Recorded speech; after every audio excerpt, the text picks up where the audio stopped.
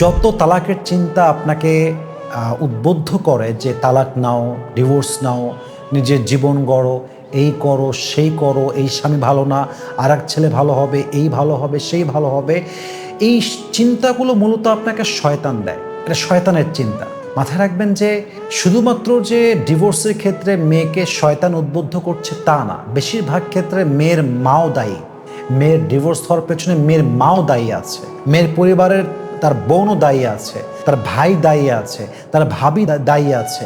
Even আপনি অবাক হয়ে যাবেন যে অনেক মেয়ে স্বামীর থেকে ডিভোর্স নেওয়ার জন্য মরিয়া হয়ে থাকে, পাগল হয়ে থাকে।